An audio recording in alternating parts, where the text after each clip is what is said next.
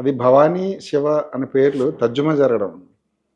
ముందు villain character వేస్తారా భవానీ అని, శివాని? శివ అని అతనే చెప్పాడు. శివ అని చెప్పినప్పుడు కూడా దాని మీద పెద్ద కాంట్రవర్సీ జరిగింది. ఏ కాంట్రవర్సీ అంటే పెద్ద ఇండస్ట్రీ పెద్దలు కొంతమంది నాతోటే, శివ ఏంటే, శివ శివ శివ ఫ్లాపు, శివుడే శంకరుడు ఫ్లాపు, ఇంకేదో నా పేరే శివుడు ఫ్లాపు, మా ఊళ్ళో శివుడు ఫ్లాపు, శివ ఏంటి అన్నారు. అతను నచ్చింది నాగార్జున, నేనే సరే సినిమా హిట్ అయ్యాక ఏం పేరే శివ, చూసారా ఎంత డెప్త్ ఉందో, ఎంత పవర్ ఉందో అన్నాడు. సరే పవర్ మనం తెచ్చి అందులో పేరులో ఏముంటుంది సార్ పవర్, అట్లా. ఈ భవానీ ప్రసాద్ చౌదరి వాడి పేరు యాక్చువల్గా, విలన్ పేరు. ఓకే. తమాషా ఇంకోటి ఏంటంటే, నేను ఇంట్లో చెన్నైలో రాస్తున్నప్పుడు అప్పుడే మ్యారేజ్ అయ్యి కొత్త అనుకుంటా,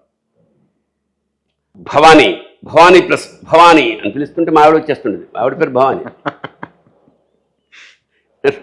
వంటింట్లో చెప్పా, ఏంటండి అది కాదు బాబు, ఇది పేరు భవానీ ప్రసాద్, శివ భవానీ అది తెలిసిపెట్టింది అనుకోను నేను. తర్వాత నాకే శివ భవానీ, జనరల్ శివుడు భార్య భవానీ కదా, అట్లాగా ఆ ఉద్దేశంతో అనుకోలే, ర్యాండమ్గా అనుకుంటే అది కుదిరింది అంతే. అదే అంటున్నా, ఇప్పుడు కుదరడం చాలాసార్లు కుదిరిపోతాయి, మనకు తెలియవు ఎన్ని అడిగితే. భారతీరాజా ఒక చిన్న కథ చెప్పేవాడు. డైరెక్టర్ యారు తెలియమా, ఎవరు అంటే, డైరెక్టర్ అంటే ఎవడంటే, ఇప్పుడు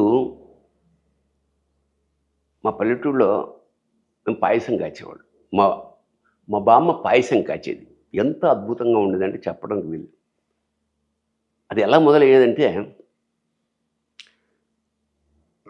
మా అక్క పొయ్యి అంటించేది, మా చెల్లెలు దాని మీద కొండ పెట్టేది, మా బావ దాంట్లో పాలు పోసేవాడు, మా ఇంకో పెద్ద చెల్లెలు అందులో బెల్లం వేసేది, ఇంకో ఎవరో బియ్యం పెట్టేవారు,